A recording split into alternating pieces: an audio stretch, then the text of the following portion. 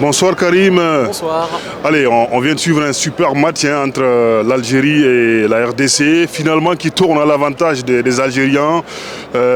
Courte victoire, mais suffisante pour passer l'écart. Courte victoire, mais ce qu'il est important de retenir pour l'Algérie, c'est le mental finalement. Parce que des situations comme celle de ce soir, on aurait pu s'attendre à avoir une Algérie peut-être craquée psychologiquement. Ils ont tout donné sur le terrain, mais quand même les Congolais ont opposé une forte résistance. Et moi j'ai eu un peu peur pour les Fennecs en prolongation, parce qu'on voyait les faits follets offensifs comme Maza par exemple, qui s'essoufflait au fur et à mesure, Amoura aussi. Et le coaching de Petkovic, il faut quand même le saluer, parce que avec l'entrée d'Hadj Moussa qui a été incroyable je trouve, et puis bien sûr les deux derniers rentrants, Boulbina en particulier pour son but, et ça a fait toute la différence. Donc vraiment, on a vu qu'ils avaient un collectif très puissant, ils avaient beaucoup de ressources, et là ça s'est vu sur ces dernières minutes de la prolongation, alors que les Congolais avaient opposé une bonne résistance pendant une bonne partie de la rencontre. Pour vous, qu'est-ce qui a manqué à la RDC dans ce match pour venir peut-être à bout des Algériens?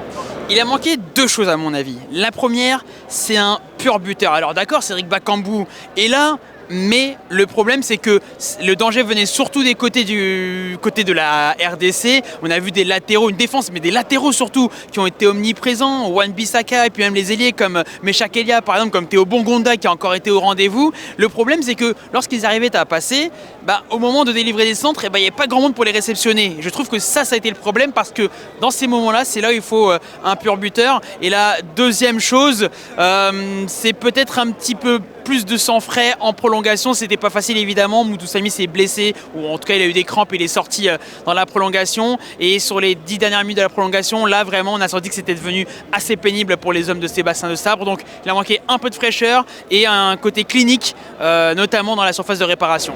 Alors, en tant qu'observateur du football, notamment du foot africain, comment vous qualifierez le niveau de cette compétition? Certes, on est encore au stade des huitièmes, les quarts bientôt, mais comment vous trouvez déjà le niveau de cette compétition?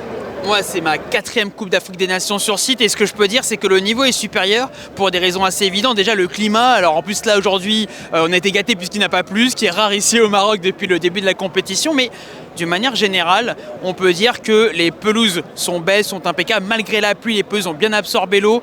Donc ça permet d'excellentes conditions de jeu, quasiment sous n'importe quel ciel. Et il y a plus de fraîcheur, même je trouve, physique d'une certaine façon. Donc le jeu est meilleur, le ballon roule bien. Et ce qu'on constate d'une manière générale, c'est que les meilleures équipes sont au rendez-vous. Peu de surprises, même pas de surprises en réalité.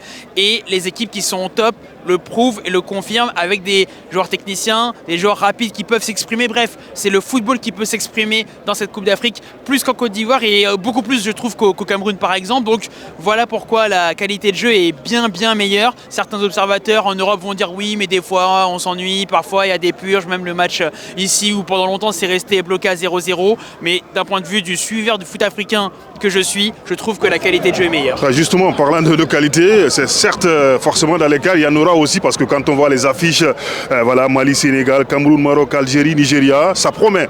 Ça promet, notamment le Sénégal-Mali, mine de rien, parce que les Sénégalais, pour moi, s'ils font pas n'importe quoi, ils iront en finale. En face, on a le Mali. On a vu le 8e de finale du Mali face à la Tunisie. Ils ont joué au physique. Fini le temps des valeureux perdants, des joueurs parfois un petit peu naïfs, comme ce qui s'était passé lors de Mali-Côte d'Ivoire il y a 2 ans. Tom Saintfiet, le coach, a dit clairement, on s'en fout de la manière, tant qu'on gagne, on gagne. Nous, ce qu'on veut, c'est aller en finale et même gagner le trophée. Et c'est un changement fondamental dans l'état d'esprit des Maliens, qu'on peut parfois considérer, en les taquinant, comme le Tottenham de l'Afrique. Et clairement, là, les Maliens, au niveau physique, on voit qu'ils peuvent donner du fil à retordre aux Sénégalais, et c'est là où les Lions de la Teranga devront se méfier. Allez, pour terminer, un mot, certes à mi-parcours sur l'arbitrage. Il y a beaucoup quand même de commentaires sur l'arbitrage. Quel est votre point de vue? Alors, personnellement, je trouve que l'arbitrage est meilleur que dans les CAN précédentes. Le problème, c'est que lorsqu'il y a eu des problèmes dans cette CAN, les problèmes étaient très visibles sur 4-5 matchs. L'arbitrage de ce Algérie-RDC a été moyen, j'ai trouvé, parce que l'arbitre m'avait l'air un peu perdu, et puis surtout siffler une mi-temps alors qu'il y a un corner pour une équipe qui attaque. Je trouve ça absolument scandaleux, mais à part quelques matchs où ça a été compliqué, le Comore-Mali, ça a été très compliqué. La main de Chancel Mbemba n'a pas sanctionné lors du premier match de la RDC face au Bénin. Là, c'est la faute de la VAR pour le coup. Eh bien, globalement, le niveau s'améliore. On pourrait faire plus, on pourrait faire mieux, on pourrait avoir des arbitres parfois plus pédagogues avec les joueurs, mais globalement, le niveau tend à s'améliorer.